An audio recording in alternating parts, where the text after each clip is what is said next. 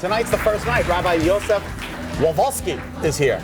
Did I get it right? You got that right. You know, you're my favorite rabbi. Is that true? Yes, that is true. All right, I'm in trouble. You're the only rabbi I know. No, I'm just kidding. Hanukkah is tonight, and your temple is in Glastonbury. Correct, but we have public lightings all over the state. Which is going to take place at, does it happen at exactly sundown? Well, or no, sundown is the first eligible time, but you could light any time throughout the night. And we have, for instance, tonight in Tolland, we have tonight at 6 o'clock, but there's all over the state. Okay, and 4:22 is the official time of sundown. Yeah, you're good. Very nice. Good. I know. You knew that? I'm a meteorologist. I got to know this and stuff. That's the earliest time you could light the menorah tonight with the blessings. Is 4:22. Correct. Tell us a little bit of the history of Hanukkah. And, you know, I know it's about the burning of the light, and it lasted longer than it should, or...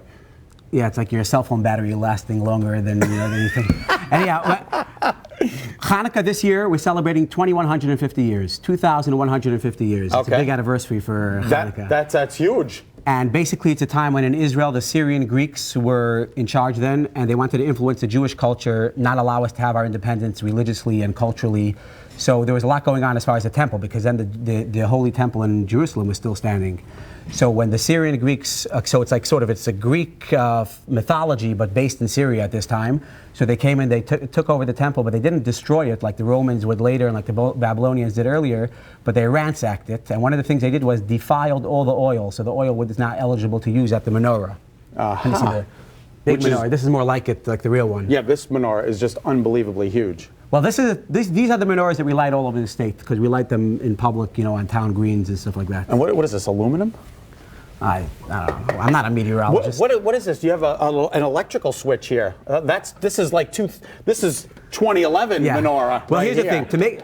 To do the blessing, we have to have the real candles. We light it with the fire. We have the original candle, which is called the shamash. Each night we add another one, so we get at the end of it, next Tuesday night will be already all 8. Tonight will be only the first one. We make a blessing. But this is more to beautify the holiday and to publicize really the miracle that God did for us at that time. Okay, so the oil was defiled. So what happened? I think we ended there, and I want to continue. Yeah, so they searched to find one jug of oil that was considered to be kosher, not just kosher to eat or drink, but kosher to use at the menorah. It had to be supervised, and it had to be sealed with the stamp of the high priest. They found one jug that tradition tells us would only last for one night. But it didn't. It didn't. And how many nights did it last? 8. Good, John. Yeah, there you go. Thank you. And so this way we have the 8 nights of Hanukkah. But a lot was going on at that time. We have this big dreidel. This is my family's production. Well, there's actually a bigger dreidel. There is something called a dreidel house. Dreidel house. And today you could actually get a dreidel moon bounce. You know those bounce houses? Are you kidding me? I'm telling you for real. I got to get that for my next holiday party. That is just unbelievable. Everybody in the dreidel moon house, come on.